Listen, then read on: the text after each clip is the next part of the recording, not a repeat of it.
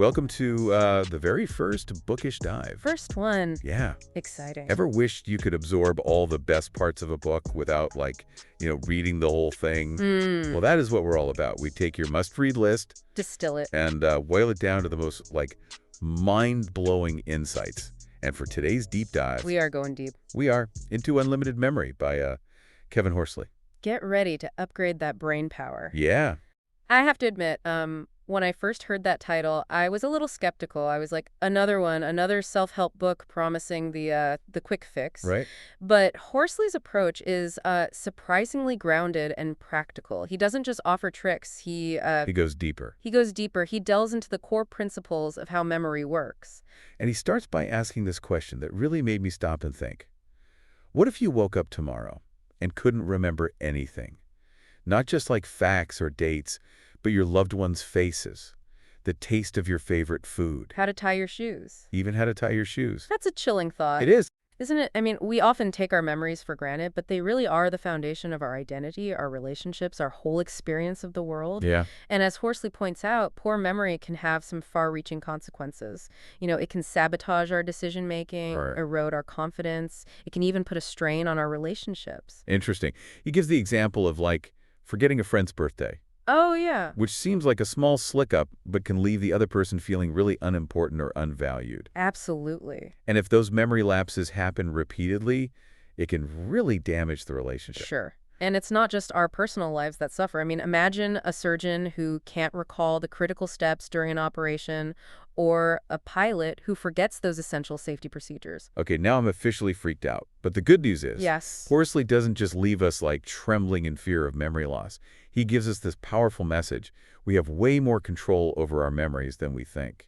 So much more. He challenges the myth that memory inevitably declines with age, Really? arguing that anyone can improve their memory with the right techniques and practice. It's like he's saying you're not stuck with the brain you were born with. Exactly. You can actually upgrade your mental hardware. Upgrade your mental hardware. I love that. And he lays out a clear roadmap for doing just that, starting with 4 key principles of memory mastery. I like it. The first, and arguably the most important, is concentration. Okay, concentration. I think we can all relate to the struggle of staying focused in today's world. It's so hyper-distracted It is all the time. constant. But Horsley doesn't just tell us to concentrate harder. Right. He breaks down the specific things that sabotage our focus, and then he offers really practical strategies for overcoming them. For instance, he talks about the impact of our inner voice. That constant stream of thoughts and worries that can just completely derail our attention. Oh yeah, that inner critic. He points out that multitasking is a myth. Our brains are wired to focus on one thing at a time. When we try to juggle multiple tasks, we're actually just rapidly switching our attention back and forth, which drains our mental energy and makes us way less efficient. Yeah, He uses a great analogy of a spotlight. okay. Imagine trying to illuminate a stage with a spotlight that's flitting from one performer to another.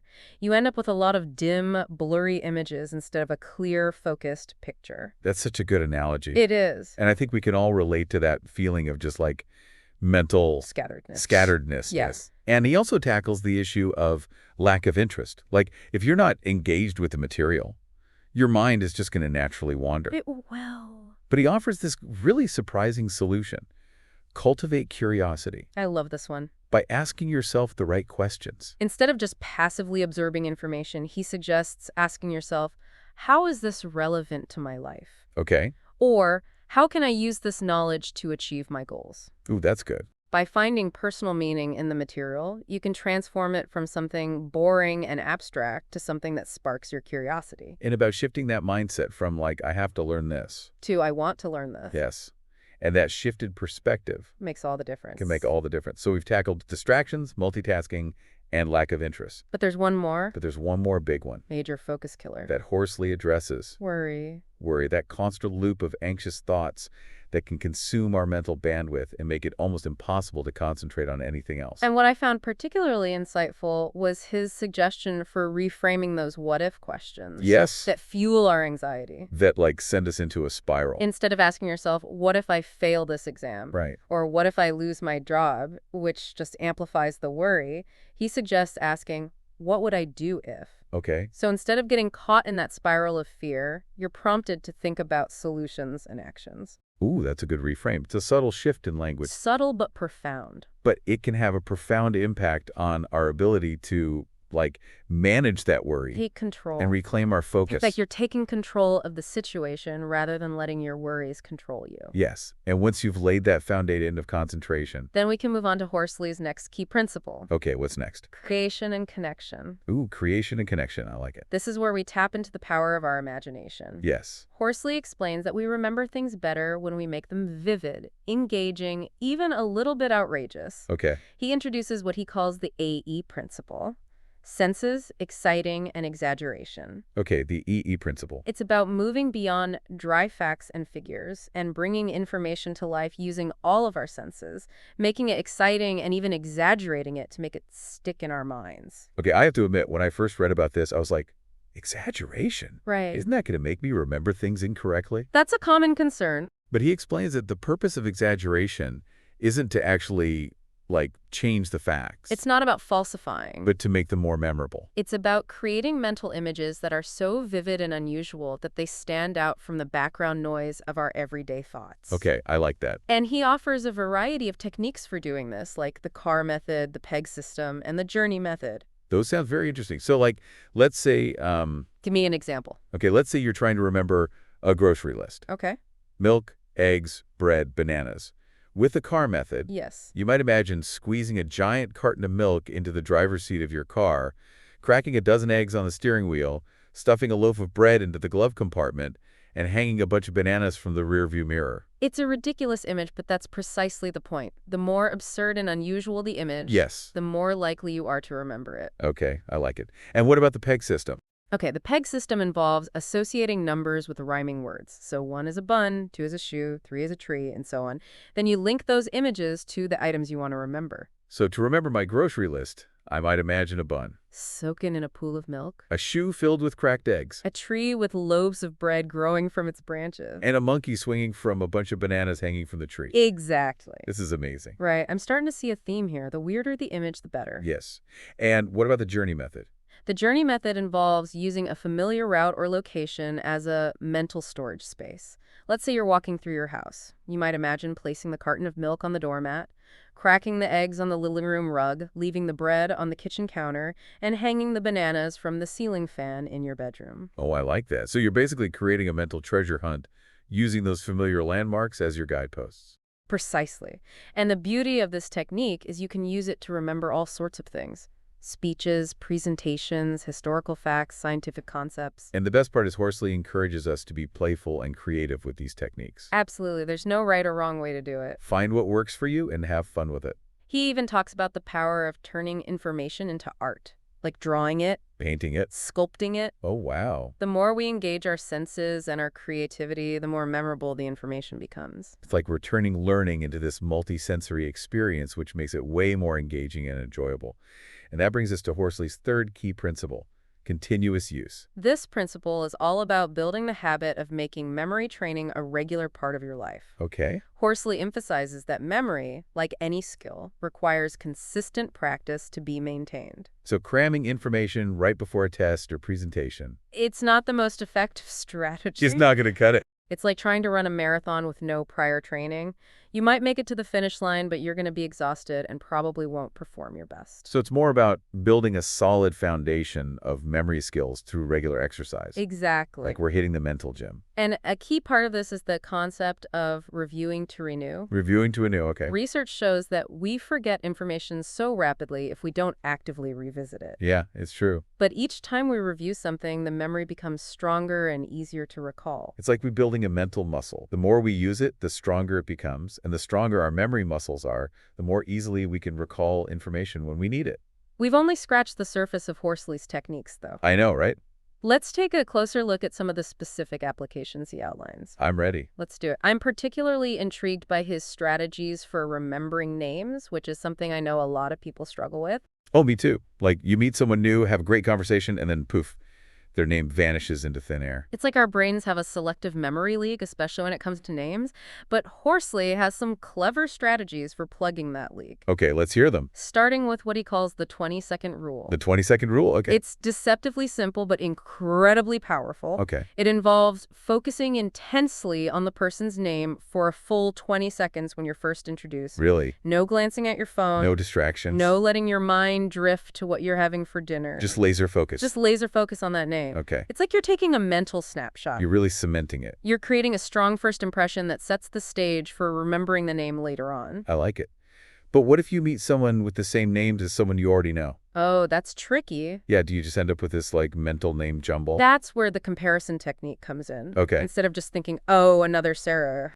Right. Another Sarah. You take a moment to compare and contrast the two Sarahs in your mind. Okay. What are their unique facial features? Do they have different hairstyles or mannerisms? Maybe one Sarah's an architect and the other one's a musician. Interesting. So you're looking for those distinctions. You're actively looking for distinction. Okay. So you create separate mental files for each Sarah, making it less likely that their names will get mixed up. So you don't just have like a generic Sarah file. Exactly. You have Sarah A, Sarah B. Precisely. But what if the name is totally new to you, like you've never heard it before? In that case, Horsley suggests using the outstanding feature method. The outstanding feature method. Okay, you connect the name to a memorable visual detail about the person. So, like, Let's say. you meet someone named David who has a really prominent dimple in his chin. You might imagine a tiny David statue nestled in that dimple. Okay, that's a pretty vivid image. I can see how that would stick in your mind.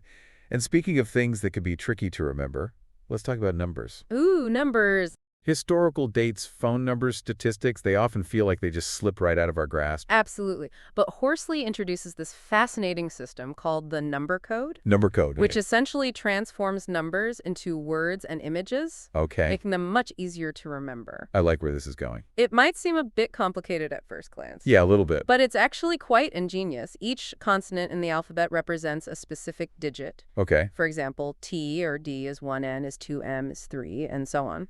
Then you use these consonants to create words that correspond to the numbers you want to remember. So you're basically creating a code. It's like a secret language for numbers. Okay, let's try it out. Okay, give me a number.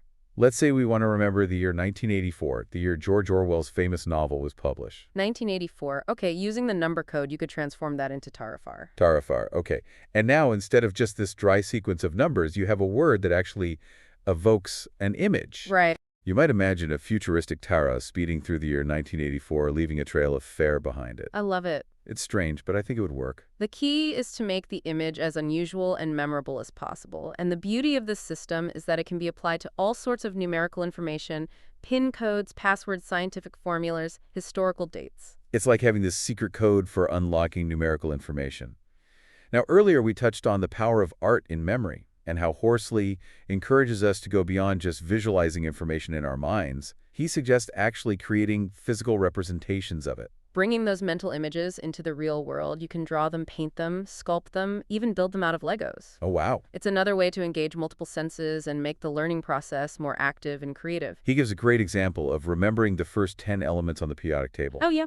Instead of just trying to memorize their symbols and atomic numbers, he imagines this really whimsical scene.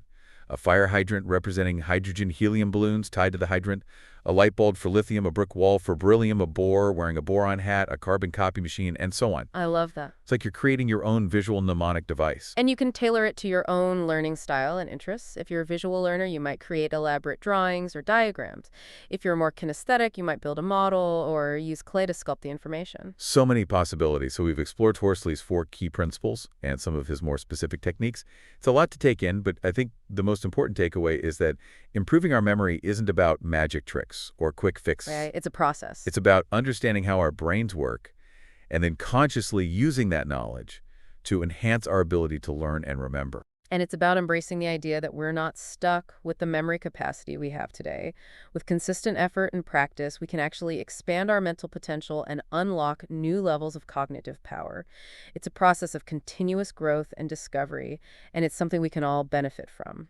It's empowering to think that we can actually improve our memories. But before we wrap up, I want to circle back to something you mentioned earlier, the profound impact memory has on our lives. Yes, how even those seemingly small memory lapses can have ripple effects on our relationships, our careers, our overall well-being. It's a reminder that memory isn't just about storing information. It's about connecting. It's about connecting with others, building trust, creating a sense of shared history. Absolutely. And it's about preserving those precious moments and experiences that make up the tapestry of our life. It's like our memories are the threads that weave together the story of who we are. Beautiful. And when those threads start to fray or break, the whole fabric of our lives can begin to unravel. So what can we do to strengthen those threads and ensure that our memories remain vibrant and intact? Let's dive into that in our final segment. So we've been talking about the power of memory and how it shapes our lives. It's foundational. But it's easy to get kind of overwhelmed by all the techniques and strategies. So where do we even begin? Well, Horsley stresses that it's not about mastering every single technique all at once. Okay. It's about starting small, finding what resonates with you, and then gradually incorporating those practices into your daily routine. So pick maybe one or two techniques that seem especially intriguing. Yeah. And start experimenting. Exactly. And don't get discouraged if you don't see results overnight. Remember, we're building mental muscles here. Oh, yeah. It takes time and consistent effort to strengthen them. It's like any new skill, right? Whether it's learning a musical instrument or training for a marathon. For sure. There will be those moments of frustration. Yep. But the key is to just stay persistent and celebrate those small victories along the way. One of the most rewarding aspects of this journey, though, is that the benefits extend far beyond just simply remembering facts and figures. What do you mean by that? Well, as we improve our memory, we also enhance our ability to learn, to think critically, to solve problems, and to connect with others on a deeper level. It sounds kind of holistic. It is. It's about expanding our cognitive capacity and unlocking our full potential. So it's not just remembering where we parked the car or what we need at the grocery store. No. It's about enriching our lives. Deepening our understanding of the world. And becoming more engaged and effective human beings. Precisely. And as Horsley reminds us, it's never too late to start this journey of memory mastery. Whether you're a student struggling to keep up with your studies, a professional looking to sharpen your mental edge, or just someone who wants to preserve those precious memories that make life meaningful, the tools and techniques are available to you.